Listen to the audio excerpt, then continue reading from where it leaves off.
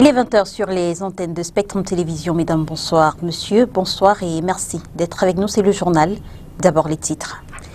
Émeute à la prison centrale de Kondengui, Mamadou Mota et compagnie condamnés par la justice camerounaise. L'appel introduit par la défense reste jusqu'à ce jour sans réponse, ce qui provoque l'indignation de son collectif d'avocats. Et puis nécrologie, le Cameroun en deuil. Le musicien Claude Ndam a rendu l'âme ce matin à son domicile à Yaoundé des suites de maladies. Évocation de l'homme et de son immense œuvre artistique et traditionnelle dans ce 20h. Voilà pour les titres.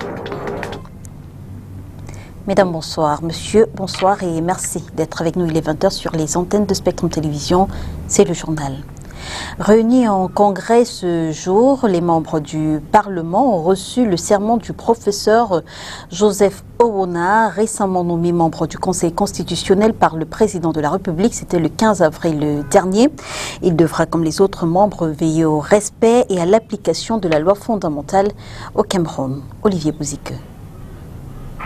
De bien et fidèlement remplir mes fonctions, de les exercer en toute impartialité, dans le respect de la Constitution, de garder le secret des délibérations et des votes, de ne prendre aucune position publique, de ne donner aucune consultation sur des questions relevant de la compétence de la Cour. Ainsi a prêté serment le professeur Joseph Owona ce jour devant députés et sénateurs, réunis en congrès pour la deuxième fois dans l'histoire politique du Cameroun. Natif d'Akom, dans le département de l'Océan, région du Sud, Joseph Owona a été nommé membre du Conseil constitutionnel le 15 avril dernier par le chef de l'État pour remplacer Jean-Foman Akam, décédé le 13 janvier 2019.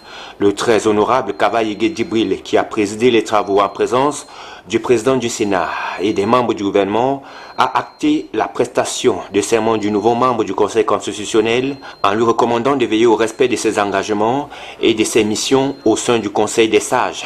Le rôle d'un membre du Conseil constitutionnel est effectivement de veiller à la conformité des actes des pouvoirs publics à la Constitution et de vérifier qu'un certain nombre d'actes, notamment les lois, soient en conformité avec la Constitution.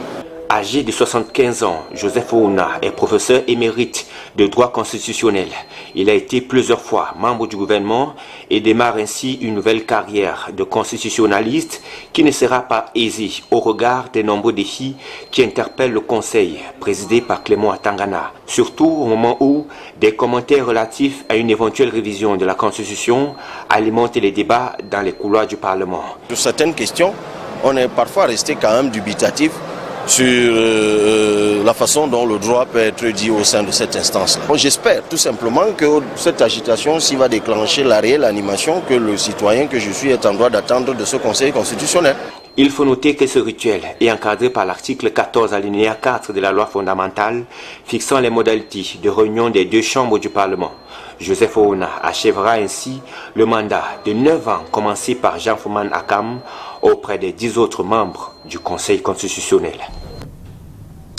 Émeute à la prison centrale de Kondengui à Yaoundé, on vous le disait en titre, Mamadou Mota et compagnie, condamnés par la justice camerounaise. L'appel introduit par la défense reste jusqu'à ce jour sans réponse, ce qui provoque l'indignation du collectif d'avocats qui le représente.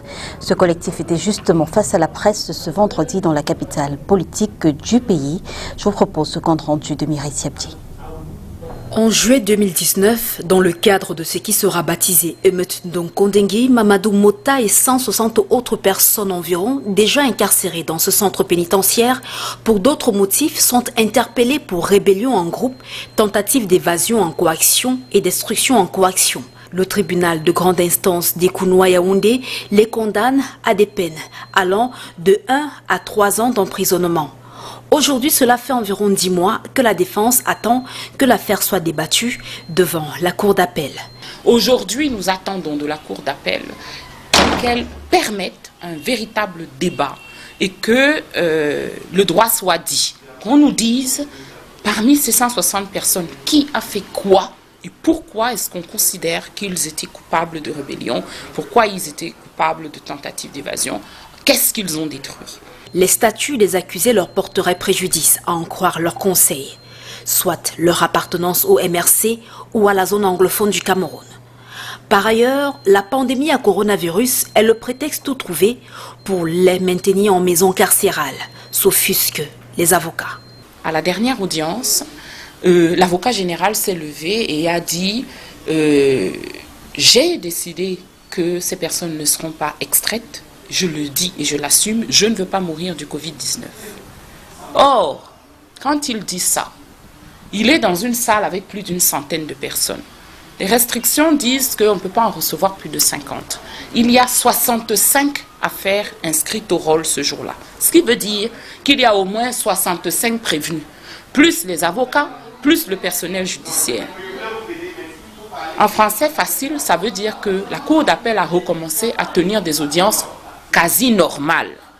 Si elle a recommencé à tenir des audiences quasi normales, pourquoi est-ce qu'on invoque le Covid-19 par rapport à nos clients? Dans un appel lancé à la communauté nationale et internationale, la défense indique que le détournement de la détention provisoire et de son usage comme sanction pénale provisoire, avec pour conséquence le non-respect des délais raisonnables de jugement des affaires, est une dérive du pouvoir judiciaire qui ne saurait laisser sans réaction tout défenseur des droits fondamentaux de l'homme. Et puis dans le cadre de la riposte gouvernementale contre la propagation du Covid-19 au Cameroun, le chef de l'État, Paul Biya, a offert du matériel au ministère de la Santé publique, matériel réceptionné ce jour au Centre de coordination des opérations des urgences du ministère de la Santé publique. On reste avec vous, Mireille Siabdi. Le matériel du chef de l'État adressé au ministère de la Santé publique est constitué de 100 000 masques chirurgicaux, 20 appareils d'assistance respiratoire de marque Resmed, 700 combinaisons de protection, 700 paires de gants de soins, 700 lunettes de protection et 700 calottes. Après ces encouragements lors de son discours du 19 mai dernier, cet acte est une façon pour le président Paul Biya d'encourager davantage le personnel soignant en guerre contre le coronavirus sur l'ensemble du triangle national. Après avoir remis il n'y a pas longtemps les tests de dépistage rapide, le chef de l'État a voulu à travers ce geste booster le moral du personnel de la santé avec les 100 000 masques chirurgicaux, les appareils d'assistance respiratoire, l'ambulance et puis les autres gadgets pour permettre au ministère de la Santé de faire le travail. Vous savez que le ministère de la Santé est dans la logique de décentraliser la riposte, une logique qui est très efficace. S'adressant au ministère de la Santé publique, le docteur Manaouda Malachi, le ministre de l'administration territoriale, Paul Atangandi, a tenu à le rassurer de l'accompagnement de toutes les administrations dans ce plan national de riposte contre le coronavirus. Des propos tenus au cours d'une réunion ici au Centre de coordination des opérations des urgences de santé publique, où des doléances ont été soumises. Le challenge, c'est que tout ce monde qu'on a testé, il va falloir les suivre, les traiter. C'est pour cela que, comme beaucoup d'entre eux seront obligés de les suivre à domicile, parce que dans certaines régions, on n'a pas encore mis les centres, et puis pour d'autres raisons. C'est pour cela que l'ambulance que j'ai pu voir, que j'ai vue là, sera vraiment la bienvenue. Et avec ça aussi, on a aussi l'offre qui a été faite par le chef d'État dans les régions et qui va se poursuivre. Mais, monsieur le ministre, on a des problèmes. Et là, monsieur le ministre, on va avoir des foyers qui vont apparaître dans certaines zones, dans certaines régions, où malheureusement on n'a pas prévu, où il n'y a pas d'hôpitaux. C'est là où les hôpitaux de campagne vont nous aider. Rappelons que ce don du chef de l'État intervient au moment où le coronavirus au Cameroun atteint son pic avec environ 9000 cas testés positifs. Se rapprocher de la population afin d'attirer davantage son attention sur le respect des mesures barrières en cette période de crise sanitaire au Cameroun. Tel est l'objectif de la tournée de 2 jours entamée ce vendredi par le maire de Douala. Roger Bassadine a notamment rencontré les chefs traditionnels des communautés installées dans la capitale économique du Cameroun. Makedali Djinotian. Le maire de la ville de Douala intensifie la lutte contre la maladie à coronavirus, deuxième ville la plus touchée par l'épidémie. Ce vendredi, Roger Bassadine a entamé une tournée de 2 jours au sein des communautés traditionnelles de Douala. Après Bonaberi et Bali, il s'est rendu ici au palais d'Ika pour rencontrer les chefs des différentes communautés halogènes installées dans la cité économique. Objectif avoué, impliquer ces chefs dans la sensibilisation des populations de leurs communautés respectives sur le respect des mesures barrières adoptées par le gouvernement dans le cadre de la lutte contre la Covid-19. Afin de joindre la parole à l'acte, les chefs traditionnels ont reçu du matériel, en l'occurrence du gel hydroalcoolique et des masques en tissu pour se protéger contre la propagation du virus. Ce vendredi soir, le maire de la ville rencontre la communauté étrangère installée à Douala. Celui-ci achève sa tournée ce samedi. Et nous poursuivons notre série sur la présence ou non du coronavirus dans quelques quartiers défavorisés de la ville de Douala. Et ce soir, nous vous emmenons au camp Yabassi, c'est dans le 2e arrondissement de la ville. Il faut dire que même si le foyer de l'épidémie a été déclaré dans cette commune, les habitants du camp Yabassi ne sont tout de même pas inquiets. La preuve, rares sont ceux qui portent un masque de protection ou encore qui respectent la distance sociale. Makedali Djinotiom, on reste avec vous. Camp Yabassi, situé dans l'arrondissement de Douala 2e, commerçants, clients, piétons, pratiquement tous circulent ici sans mesure de protection contre la maladie à coronavirus. Les jeunes mécaniciens que nous rencontrons ce matin ne portent aucun masque de protection. Les achats se font de la même façon. Pire, la distanciation sociale n'est pas respectée ici. Là, il n'y a pas ça ici à Camp Yabassi. Il n'y a pas ça ici. Même quand il y a le monde, les gens font que venir. Parce que ici, on voit qu'il n'y a pas le corona ici à Camp Yabassi. On n'a pas encore vu un cas ici en ville à côté ici. Le quartier Camp Yabassi est connu pour la vente des pièces détachées, doublée à la présence d'une forte communauté nigériane. Joseph Okeke, le chef de cette communauté justement, nous affirme qu'il est pratiquement impossible de respecter la distanciation sociale à cause de leur métier qui nécessite le contact. Comme solution, il recommande aux ressortissants du Nigeria vivant dans ce quartier de porter au moins un masque pour se protéger. Au camp Yabassi, certains habitants ont tout de même pris des mesures pour éviter d'être infectés par le virus. Pour le coronavirus ici à la station Total Camp Yabassi, on a pris des mesures barrières. On respecte les prescriptions du chef de l'État. Tout se passe normalement. Il n'y a pas de problème. Il n'y a pas de problème. On se lave les mains à chaque minute. Dès qu'on sort, on fait une livraison, on rentre, on lave les mains tranquillement. On est à l'aise. De partout, à tout le coin, nous avons les seaux de savon. On se lave les mains à temps en temps pour nous protéger. Un geste qui devrait être incontournable, surtout que Camp Yabassi est situé dans la commune de Douala 2e, où se trouve le foyer de l'épidémie dans la cité économique. Et selon le ministre de la Santé publique au Cameroun, nous vivons en ce moment le pic de la pandémie dans notre pays. Souvenez-vous, le docteur Manaouda Malachi avait situé cette période entre le 10 et le 15 juin. À quoi faut-il s'attendre exactement, Inès Pangan? À la mode depuis la dernière sortie médiatique du ministre de la Santé publique, le terme technique pic épidémique est employé par tous, mais incompris par plusieurs. Le pic épidémique c'est une phase de l'évolution naturelle d'une épidémie qui débute par la phase d'importation du virus, ensuite une phase de contamination communautaire et ensuite donc ce pic, c'est-à-dire qui correspond à un niveau où les capacités de propagation du virus sont maximales, ont quasiment atteint le nombre limite de personnes. Des simulations du ministère au centre de la lutte contre la Covid-19 au Cameroun situent ce pic à la mi-juin. Des projections qui ne pourront être établies avec certitude que de manière rétrospective. Il est difficile sur un plan prospectif de connaître avec exactitude la date du pic.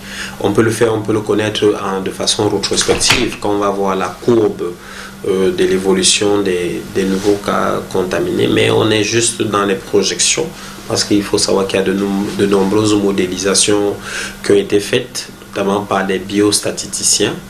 Et, ces modélisations, ces prévisions varient d'une modélisation à une autre. Certains pensent d'ailleurs que ce sera au mois de juin, d'autres pensent que ce sera au mois de juillet. Probablement la vérité se trouve entre les deux, on va voir. Lorsque ce stade sera atteint, le nombre de contaminations sera bien plus grand. On doit s'attendre évidemment à l'augmentation de cas contaminés, surtout qu'il n'y a plus de mesures de restriction en vigueur.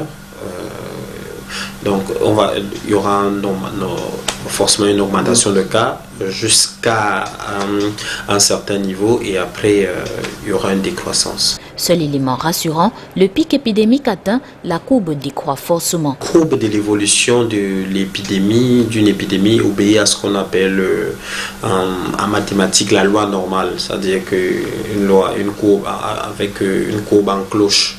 Donc, c'est-à-dire que ça monte, ça atteint un certain pic, ça peut rester en plateau et après va décroître. Donc, il y aura forcément, après ce pic, une décroissance de l'épidémie. Mais il faut savoir qu'on peut avoir plusieurs pics épidémiques si les mesures barrières ne sont pas appliquées avec rigueur. Et que pensent justement les Camerounais de cette période critique? Sont-ils inquiets? Inès Pingon reste avec vous pour ce Vox Pop.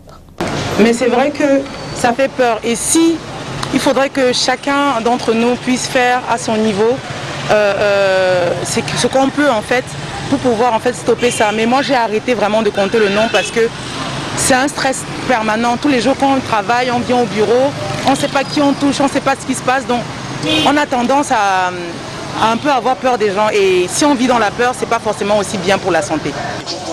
Pendant que nous souhaitons que la maladie prenne fin, mais ça ne fait que grimper.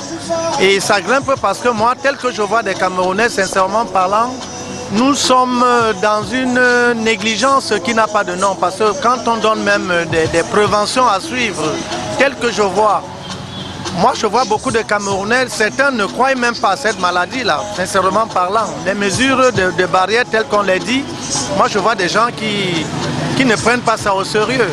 Et j'ai même peur que ça devienne même plus pire que ça. Bon, le nombre me fait peur puisque ça ne fait qu'augmenter, ça fait que croître de jour en jour. Ouais, c'est très dangereux pour la nation camerounaise. Ouais, le nombre nous fait peur. Bon, c'est la raison pour laquelle nous on se protège. Et quand on ne se protège pas, on a peur d'être infecté. J'ai confiance aux autorités.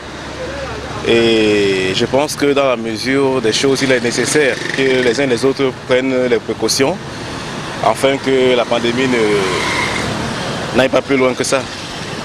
Je crois que dans bientôt, Dieu va mettre fin à cette épidémie. Dans bientôt. Société, le groupement mobile d'intervention numéro 2 du littoral vient de mettre la main sur une importante cargaison de quinine sulfate et de chloroquine phosphate de qualité douteuse. La saisie a été faite hier dans un entrepôt au quartier Bépinda Omnisport. C'est dans le 5e arrondissement de la ville de Douala. Oriane Danquin. Sa couleur pourrait rassurer le plus sceptique. Pourtant, ces comprimés de quinine sulfate et de chloroquine phosphate sont de qualité douteuse. 225 000 comprimés au total, ils viennent d'être interceptés dans un entrepôt dans le 5e arrondissement de la ville de Douala. Nous avons eu l'information hier. L'opération a donc eu lieu hier au quartier Bépinda Omnisport.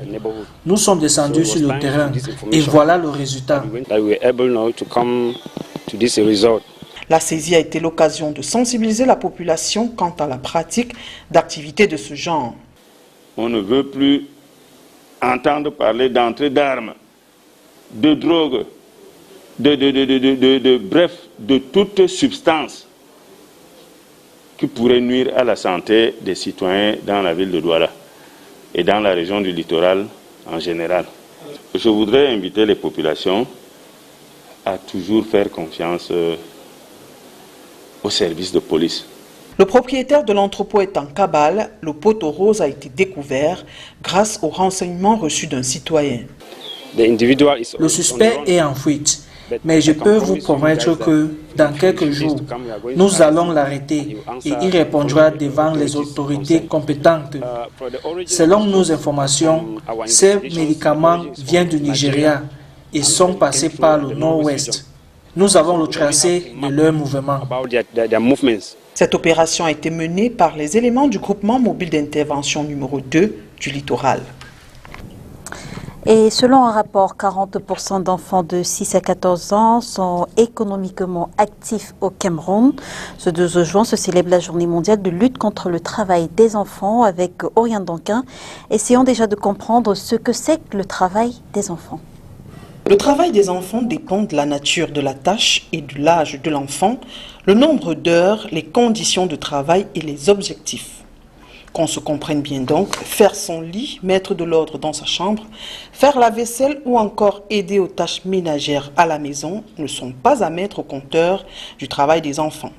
Selon l'Organisation internationale du travail, lorsqu'un enfant ou adolescent effectue des travaux qui n'affectent pas sa santé, son développement personnel et surtout n'interfère pas avec sa scolarité, ceci est considéré comme positif. À cela, on peut intégrer aider dans une entreprise familiale ou gagner de l'argent de poche en dehors des heures de travail, et ceci pendant les vacances. Ces activités contribuent au développement des enfants et au bien-être de leur famille. Ceux-ci acquièrent des compétences et de l'expérience, ce qui les aidera dans le futur. Parallèlement, le travail des enfants, c'est une activité qui prive l'enfant de son enfance, de son potentiel, de sa dignité. Le travail des enfants est mentalement, physiquement, socialement ou moralement dangereux et nocif pour ces derniers. Il les prive d'aller à l'école ou les pousse à abandonner très tôt ou encore les oblige à manager les deux. L'OIT a classifié les pires formes de travail de mineurs. Parmi ceux-ci, on peut citer toute forme d'esclavage, la prostitution des mineurs, les activités illicites telles que le trafic de drogue, les travaux susceptibles de nuire à la santé, à la sécurité ou à la moralité de l'enfant. Selon un rapport datant de juin 2012, 40% des enfants de 6 à 14 ans au Cameroun sont économiquement actifs. Le Cameroun, en proie à la maladie à coronavirus depuis le 6 mars dernier, dans le but de limiter la propagation de la pandémie dans le pays, des mesures ont été prises. Parmi celles-ci, la fermeture des écoles. Effet immédiat, la recrudescence des enfants, marchandises diverses sur la tête, arpentant les rues de la ville des heures durant et exposés aux intempéries et autres abus. Ce 12 juin se célèbre la journée mondiale de lutte contre le travail des enfants. Nécrologie, on vous le disait en titre, le Cameroun en deuil. L'artiste Claude Ndam a rendu l'âme tôt ce matin à son domicile à Yaoundé de suite de maladie. Fervent défenseur de la tradition, il laisse des œuvres qui berceront de nombreuses générations. Évocation de ce musicien avec Olivier Bouzique. Pour un monde bien meilleur, nous chantons dans la nuit. Claude Ndam n'est plus. L'auteur du titre à succès « L'amour » s'est éteint au matin de ce vendredi 12 juin à son domicile au quartier Cité-Verte à Yaoundé, victime d'un AVC selon son épouse, consternée. Il y a environ 5 jours, il a commencé à avoir un violent mal de tête. Violent mal de tête, il criait. Quand il crie la nuit, le jour, hein, tu viens dehors, tu entends comment il crie. Le médecin nous a donné des produits là pour qu'il prenne, ça n'allait toujours pas. Il était déjà presque 23h30. J'ai appelé ma copine qu'elle m'amène à l'hôpital. Entre-temps, j'ai appelé ses soeurs pour leur mettre au courant de la situation. Elles sont venues. Quand elles sont venues, elles ont même trouvé que la respiration s'était déjà arrêtée. On a mené à l'hôpital, on a constaté le décès. Fervent défenseur des valeurs ancestrales à travers son rythme folklorique, il décède à l'âge de 65 ans en laissant derrière lui plusieurs enfants et un héritage culturel immortel. En 37 ans de carrière, l'artiste originaire du Noun à l'ouest du Cameroun a reçu de nombreuses récompenses à l'échelle planétaire. Ses musiques continuent de bercer de nombreuses générations et inspirer les jeunes artistes. Sergio Polo ou Stanley Eno par exemple ont repris quelques-uns de ses titres à l'instar de Mona en 2011 et Love Song en 2017. Au quartier Cité Verte, il entretenait une relation assez cordiale avec ses voisins. Ce papa était pour nous un papa exemplaire, vu qu'il nous aidait de part et d'autre. Si quelqu'un arrivait vers lui ayant un problème, il ne laissait même pas le temps. Il nous a beaucoup aidé. Chantal Aïssi, Cabra Libi, le sultan Ibrahim Bombondjoya, pour ne citer que ces personnages publics, ont déjà rendu un hommage à Claude Ndam et salué l'immense travail accompli de son vivant. Ongoya, ongoya monka, ongoya, ongoya monka.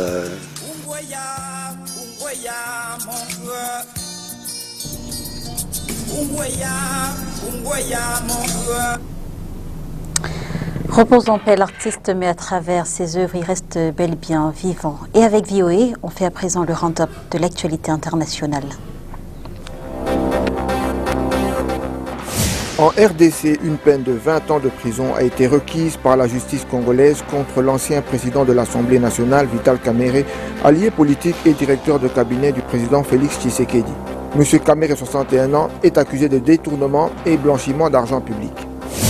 Au Mali, le président Ibrahim Boubacar Keïta a reconduit à son poste son premier ministre démissionnaire, Boubou Cissé, et l'a chargé de former le prochain gouvernement malgré une grave crise politique. Des contestataires dénoncent la grave dégradation sécuritaire du pays meurtri par des attaques djihadistes et les violences intercommunautaires. Au Nigeria, la crise économique a généré un nouveau décret mettant fin à la subvention du carburant.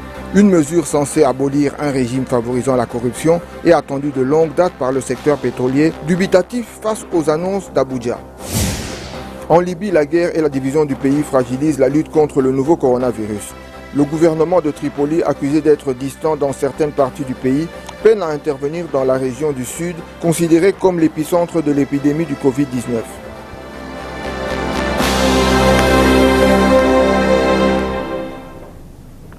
Rideau sur le 20h, mesdames et messieurs, merci de nous avoir suivis. On se retrouve dès dimanche dans le cadre de l'émission C'est Hebdo.